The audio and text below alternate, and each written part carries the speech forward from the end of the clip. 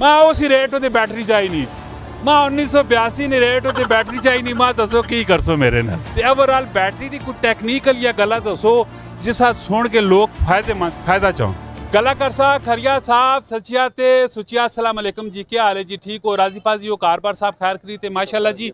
मैं इत्थे आया पाया बस्ती चौक ने विच ना नान खेलने ते बहुत ही प्यारे माशाल्लाह खुश अखलाक बुजुर्ग आए मेरे को मां मिलन ते मेरा भी दिल खुश होया है। जड़ा अखलाक चीज़ होनी है ना ये बड़ी वधिया चीज़ होनी है। अगर प्यार मुहब्बत नाल अगर तुसी किसी जानवर ना भी कंडी च हाथ फेसो ना तो वह भी पूछन मारने लग पैना ते इंसान ने माशाल्लाह वो भी प्यार ना भुखा होना है।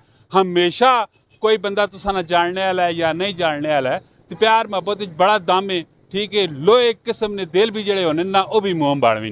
खैर इन्होंने मारने गपशप इन्होंने बड़ी सोहनी दुकान है, बड़े मरकज़ एक दुकान इन्हें बढ़ाई पई है बैटरिया ने मतलब, क्योंकि थोड़े दिनों बाद वो जनरेटर भी जवाब दे सुन बिजली तो जवाब देसी फिर उसके बाद UPS आसन तो इस हवाले से जरा दिलचस्प किस्म की गपशप देखना है। पूरी वीडियो देखियो तो कमेंट सैक्शन में अपनी राय भी जरूर देनी तो इस वीडियो ज़्यादा से ज़्यादा शेयर भी करना है जी। अस्सलाम वालेकुम। वालेकुम सलाम जी। जनाब ना की मेरा नाम शकील अख्तर है जी।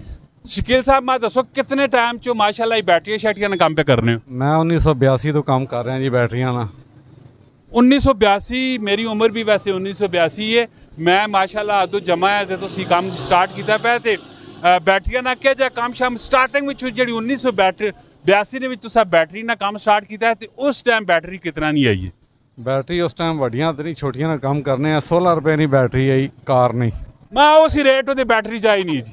मैं 1982 ने रेट उत्ते बैटरी चाहिए नहीं। मैं दसो की करसो मेरे नाल हुण ते तकरीबन 9000 तो स्टार्ट होनी है ते 12-13 तक जानी है। वेख के नो रुपए की कीमत ने कितना कुछ फर्क आ गया। 1982 ने 12 रुपए की बैटरी आई तो हुण 9 वो बैटरी 9000 रुपए की तो ओवरऑल बैटरी की कोई टैक्नीकल या गल्ला दसो जिस सुन के लोग फायदा चाहो। इस तरह है जी कि बैटरी साड़ी तरफों गलती होनी है। मेरे भाई जड़े ने अपने पैसे बचाने वास्ते चार्ज करके नहीं देने। बैटरी ना असूल है कि जदों भी बैटरी लो अपनी अखां के सामने तेजाब पा के उस रख दो 1 घंटे वास्ते कम अज़ कम। उस तो बाद 2 तो 3 घंटे वास्ते उस चार्ज करो। उस तो बाद तुसी लगाओ अस चार्ज करो। कोई बैटरी भी माड़ी तो माड़ी नस्ल नहीं भी बैटरी 3 साल तो उत्ते चल सी तरीकेकार नाल अगर इस्तेमाल कर सो तरीके नाल करता।